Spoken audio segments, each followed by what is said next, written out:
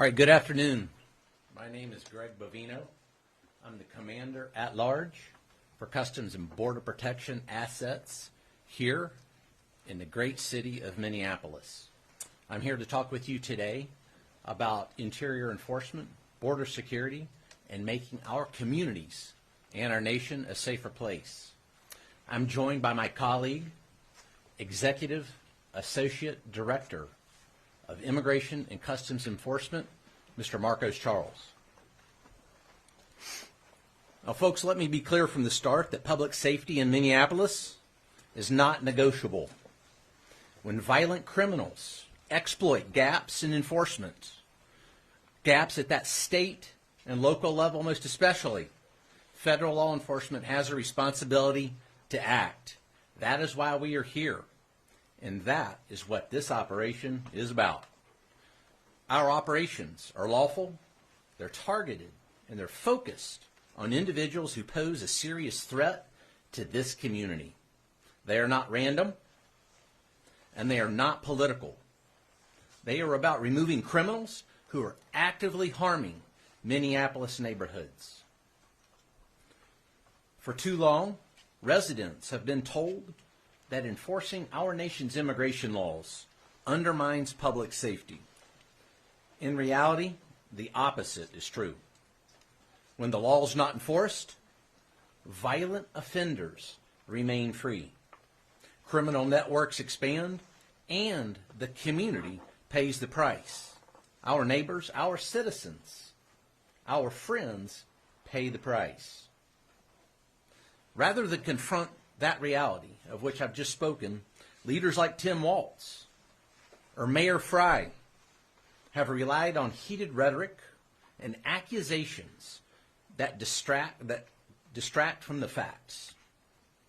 The facts are that federal agents are arresting murderers, rapists, child predators, cartel-connected criminals, and other individuals who pose a real danger to the people of Minneapolis.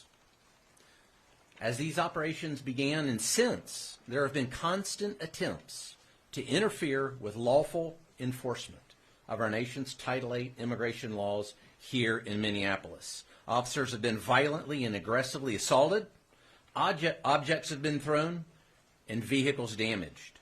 Despite that violence, enforcement has continued unabated. Our officers remain professional, focused, courteous, and committed to the mission. That mission, again, being Title VIII immigration enforcement.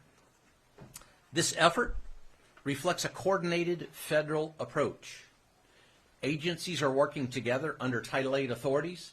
Agencies like the United States Border Patrol, Immigration and Customs Enforcement, and many other allied law enforcement agencies, FBI, DEA, ATF, and many others have came together under this operation, under this umbrella.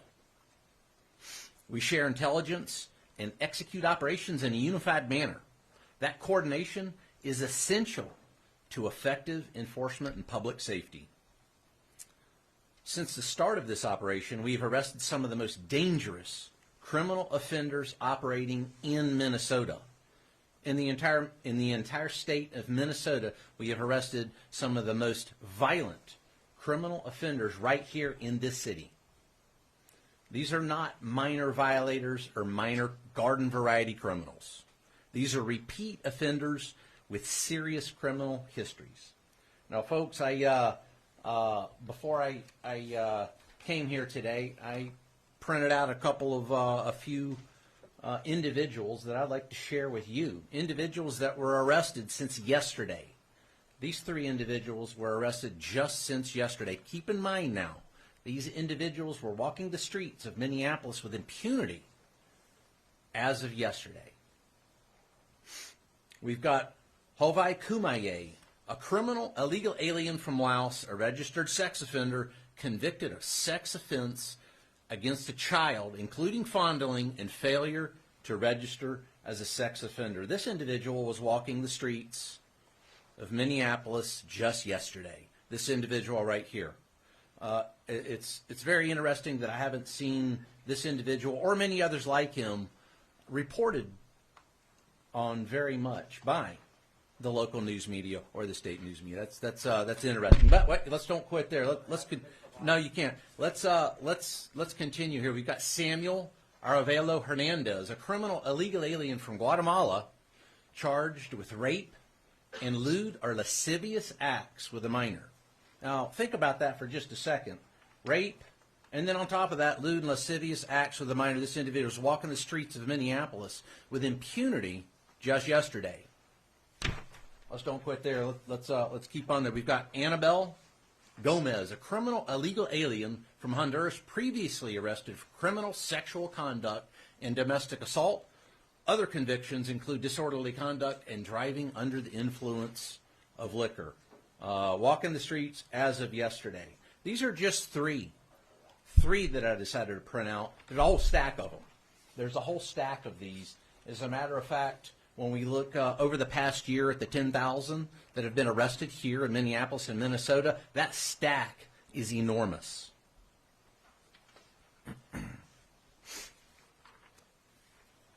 These are the kinds of individuals this operation focuses on. Individuals who escalate situations and endanger others. Again, our neighbors, our friends, our colleagues, and Ma and Pa America. This is exactly why interior enforcement exists, to remove dangerous criminals from our communities, remove dangerous illegal alien criminals from our communities. It's also important, folks, to address a point that's often overlooked. Interior enforcement does not exist in isolation. It's not just about interior enforcement. It's a dichotomy here. It's interior enforcement and border enforcement. What happens in Minneapolis is directly connected at what happens at our borders. Interior enforcement and border enforcement, border security, are intricately connected. For years, federal law enforcement was placed in a defensive posture, especially over those past 4 years. Agents were overwhelmed, processing massive numbers of illegal aliens coming into the country, often with limited vetting, minimal accountability, and few consequences. I think that's proven right here just by those three that I held up there. Time and resources that should have been dedicated to public safety were diverted to administrative processing, and criminal organizations exploited that environment.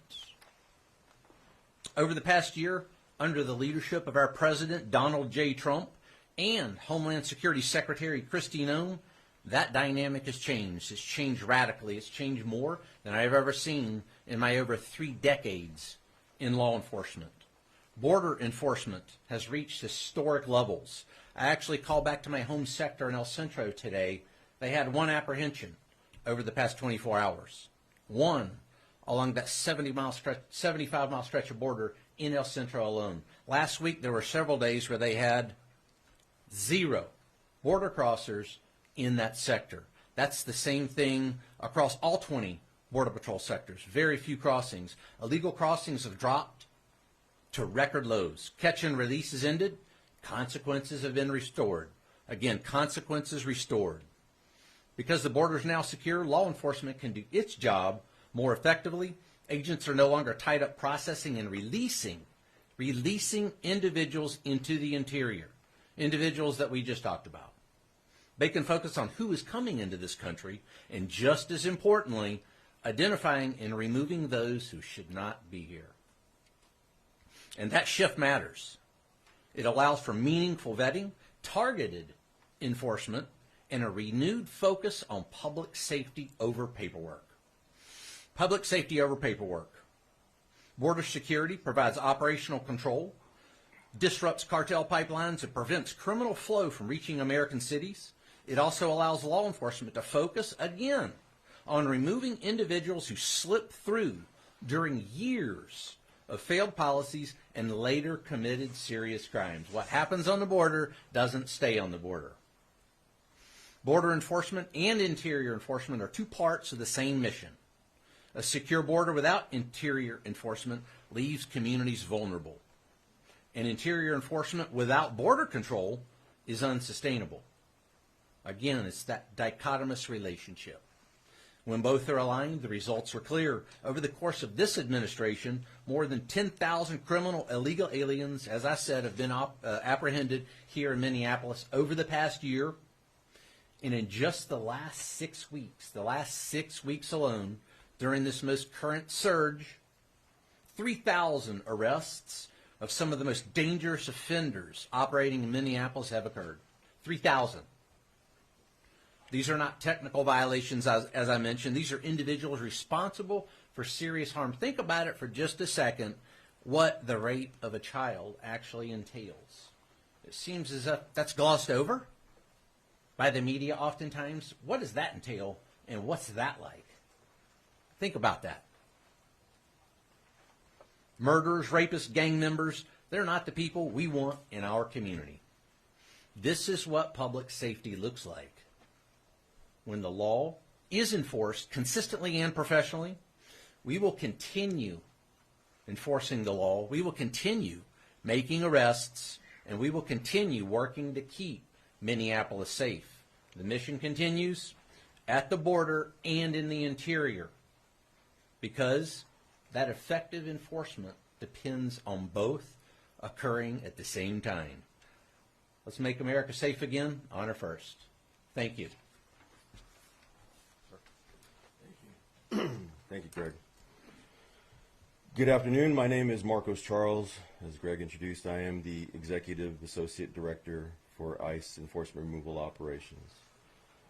Thank you for joining us. We announced the current status of Operation Metro Surge. As you know, the Department of Homeland Security has arrested over 10,000 illegal aliens in Minnesota since President Trump took office. Over the weekend and through yesterday's holiday, ICE arrested 113 illegal aliens in Minnesota. Some of the criminal aliens that were arrested, whose photos you see beside me on the monitor, include an illegal alien gang member from Laos with convictions for homicide and robbery, an illegal alien from Laos who's been convicted for sodomizing a 12-year-old girl and sexual assault, an illegal alien from the Marshall Islands who has 24 criminal convictions, including assault, domestic abuse, and theft.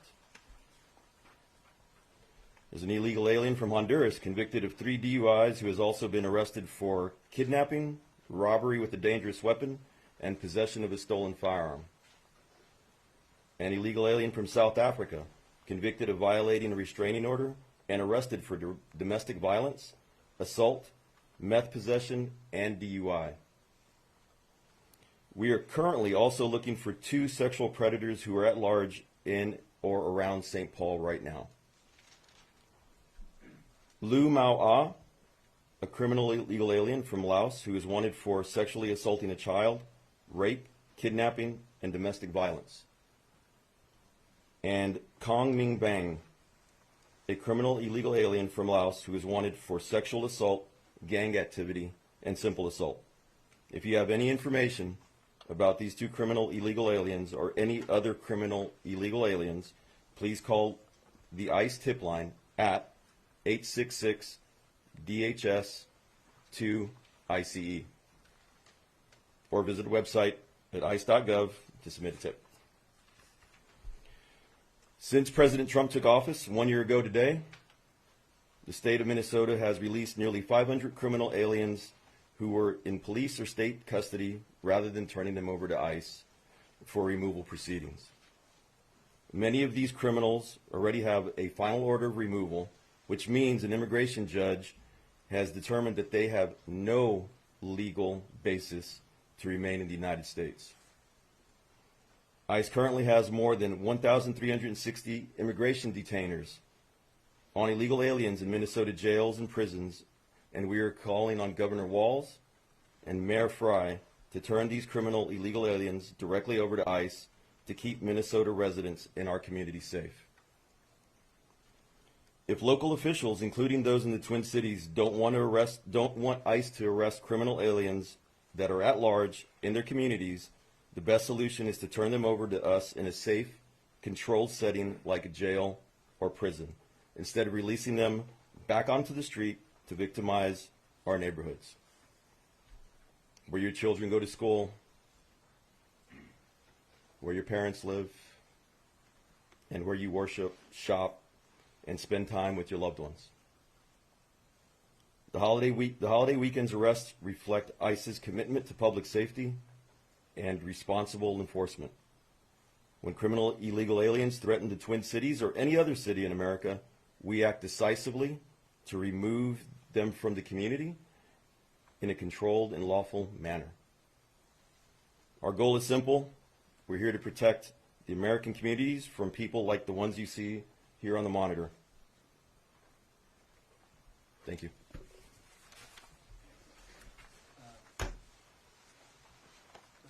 For Commander Bovino, some of us in this room, this is A.C. Thompson with PBS Frontline, have followed you from city to city and documented your activities. How is what you're dealing with here different than what we've seen in other places? Well, Mr. Thompson, thanks for the question. We've been in many cities, as you know. We've been in Los Angeles, and Chicago, Charlotte, New Orleans, and now obviously Minneapolis. So what we've seen that's a bit different here is the organization of some of the groups. The groups are a bit better organized. They've got some excellent communications, and that coupled with a very poor response from the mayor and the governor, those two things coupled together make that a difficult operating environment at times. And the reason I say that is it just came from Operation Catahoula Crunch there in Louisiana, in which state and locals, including the governor, the mayors, the police chief, worked in close concert for us to do what my colleague here, Marcos Charles, said, and that's remove violent offenders, bad people and bad things from the streets. And in doing that, I had one act of violence against Border Patrol, one notable act of violence against Border Patrol in a month. Here, I've lost count. I've already lost count of how many. I believe we had a vehicle ramming today. We had one yesterday in which two illegal aliens decided that it would be a good idea to ram Border Patrol agents and then take off. And in doing so, they hit a civilian vehicle as well. Those two were apprehended. So it's that collusion and corruption between elected officials and these anarchists that are intent on creating violence for law enforcement. You know, I see a lot of this that mirrors what happened in 2020 right here in this city when they decided to try to burn the city down. It's that same type of rhetoric, that same type of support by those elected officials. So that's very different than what I just witnessed in Louisiana, the place that I just came from. Commander Bovino, question for you. We're live with Borderhawk. It's hard to get coffee in the Twin Cities without seeing any signs of ICE can't enter, but everyone else can, or restaurants or supermarkets. Based on everything you shared today, what is your message to these businesses, these organizations that are obviously trying to push out ICE and your operation? Sure. And this goes to anyone, not just those businesses and organizations.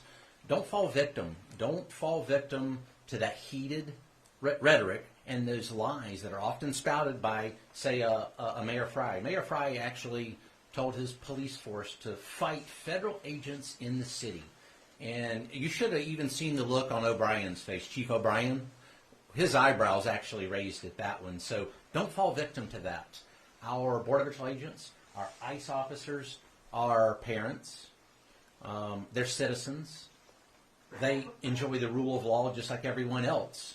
So to deny them a cup of coffee or lawful commerce seems to be absolutely opposite of what we would expect in a lawful, orderly society. Did we like what happened with the church there a couple of days ago when individuals came in and disrupted almost violently a church service? Absolutely not. Same thing. We should treat each other with respect, dignity, and that is why we are here in this city as we take those violent criminals off the streets. That's respect and dignity. This is for you as well, Commander Bovino.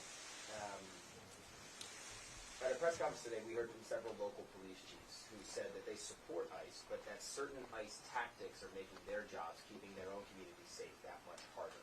What's your response? I would say that those tactics are born of necessity. What we do is legal, ethical, and moral. Everything we do every day is legal, ethical, moral, well-grounded in law.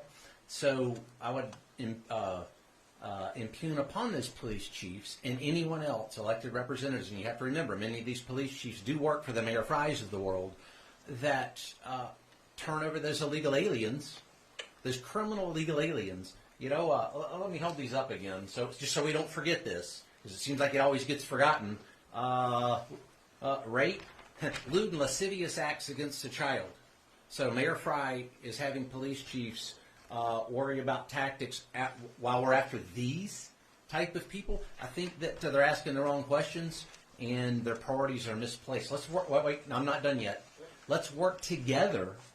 We've said this from the very beginning. We want to work together with local police chiefs and the rank and file. And believe it or not, folks, we work very well together with the rank and file we have in every single city we've been to, whether that's Los Angeles, Chicago. A lot of rank and file gave us a lot of good information on a lot of good criminals, or a lot of bad criminals there in Chicago, and then we proved it again in New Orleans. Let's work together to take individuals like this off the street. Had we worked together from the very beginning, perhaps we wouldn't be in the city by the thousands conducting operations that those police chiefs, those mayors, and those elected representatives refuse to partake in. If I could just follow up, though, real quick. If I don't think the argument from a lot of people, I think you'd be hard-pressed to find anyone who doesn't want criminals who are alleged to do these things out of these communities. And no one wants that. I think where a lot of the criticism comes in is within the tactics that you see ICE and others engaging in, that it's ordinary citizens who are not sex offenders or rapists getting swept up in that. So what do you say to that? Sure. Where you're talking about these ordinary citizens, mom, pa, America, that get swept up in what I see. I'm out on the streets just as Marcos Charles here is. We're on the streets with our troops almost every day. And what we see when folks get swept up, as you say, oftentimes it's those agitators, those rioters, and now I'll call them anarchists, that actually cause mom and pa America to sometimes be near, at, or involved in a very tense situation when they shouldn't even be. There's no need for that violence that we see against law enforcement. And again, it seems as the only people that are really dialing down that rhetoric is the federal law enforcement entities that just want to conduct legal, ethical, and lawful law enforcement missions in this city to take out those violent criminals, bad people, and bad things. Thank you. News Nation. Allie Bradley, News Nation. I have two questions. First one for Marcos Charles. What is the current status of What is the current status of the officer that was involved in the deadly shooting? Is he on administrative leave? And then the second question is, the local police today were accusing both ICE and Border Patrol of having a small group of people within the ranks that are causing these issues. What's your response to that? Either one of you can answer that one. They're saying that it's isolated to a small group of agents that are causing issues. So the officer that was involved in the shooting last week, or 2 weeks ago now, he's recovering. He's at home recovering. Is he on administrative leave, or is he still involved in the operation? Right now he's at home recovering. Leave it at that. And as far as the response to local police saying that it's isolated to a small group of your agents or officers that are causing issues? So our officers that are out there, CBP, Border Patrol, DOJ, partners that are out there, ICE, ERO, HSI, everybody that's out there is a professional. They're out there doing their job. They're everyday people doing a very hard job trying to enforce the immigration laws in an environment where local and state politicians have been spreading rhetoric that dehumanizes these officers and agents.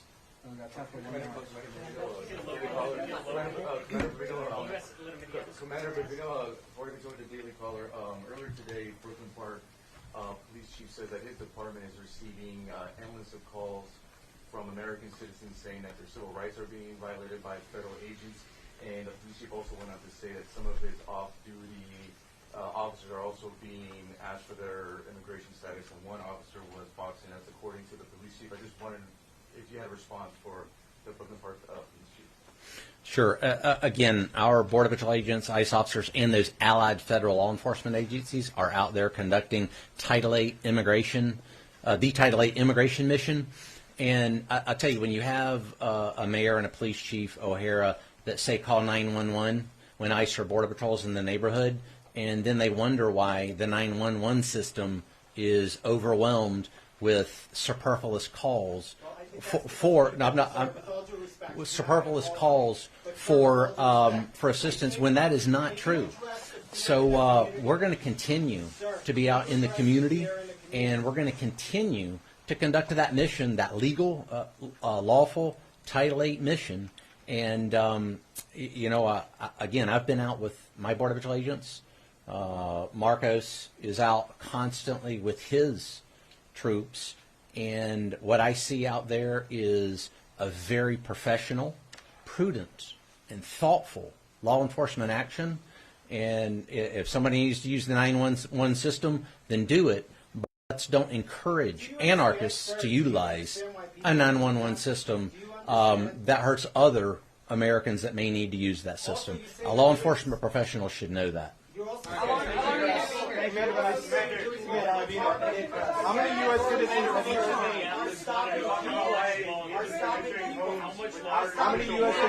How long are you going to be here? Thank you. How many U.S. citizens have you Can we direct questions somewhere else? How many U.S. citizens have you detained? You're not just going to get the call and whatever you want. He raised his hand like anyone else and not blew it up like he did. I don't know if he's ever attended a press conference. Who is that? No idea.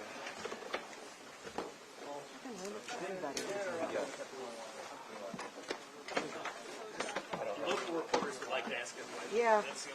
Well, this gentleman Is there anywhere we can direct our questions to? It ruined it for everyone. So next time you attend a press conference. Is that why you ended it? Is because of him? Tell him.